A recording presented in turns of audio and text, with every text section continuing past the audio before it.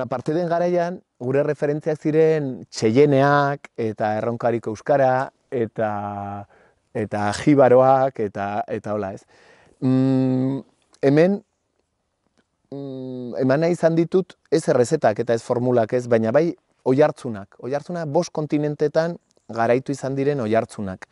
Eta orduan Afrikako deskolonizazioaren prozesua niri atal bat ezinbesteko egiten zait.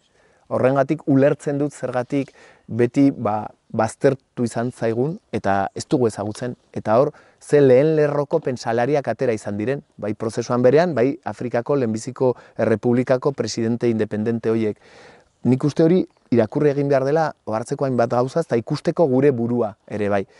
Horren, deskolonizazioan etako referente ikaragarria handi bada, ikaragarria handia da ere bai, Europan azkeneko hamarkadetan zenbat herrik lortu duen libertatea, eta hor Balkanetara joan, edo Baltikoetara joan, eta ze neurriko herriak diren, eta ze zaugarrikoak eta hola, Afrika urrun ikusten baldin badugu, ez dugu hain urrun gure burua, edo Mazedonia batetik, edo Estonia batetik, eta hola.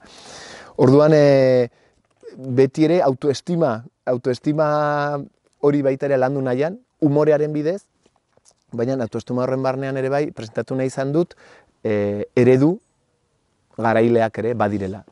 Eta gureare ala izanen dela ondoko batzuendako ere bai, dudari gabe.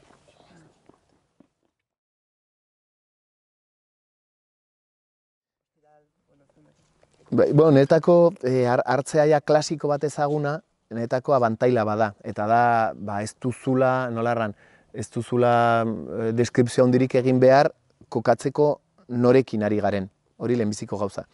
Bigarren gauza, egiazki gure familian alabei eskertu behar diet, ikusi baikenuen filma, enegarren aldiz eta zenbatgarren adaptazioa, eta horiek ze ongi ulertu zuten bi hitzetan, nola kanpotik heldu den bizardun horrek ez duela ikasi bertakoen hizkuntza eta berriz bertakoek nola ikasi behar izan duten kanpotik heldu den bizardun horrena. Eta horretatik hasi zen, hori dela geopolitika, hau da gure burua. Eta orduan baita ere, nik uste oso ongi ilustratzen duela, nik uste Robinson Crusoe ez dakit ezote den, hizkuntz gehienetara edizio gehien izan duen liburuetako bat, ikaragarrizko arrakasta izan du azkeneko mende hauetan.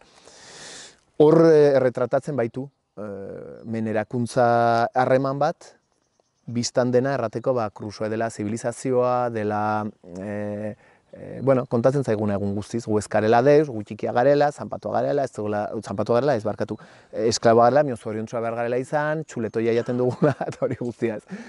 Orduan, netako, abantaila baizik etzuen, gero galdetu dut bazpare eskubideen aldetik eta hola, delitorik egiten nuen ez Robinson berriz ere rekuperatuz, eta jakin dut ez, eta hola.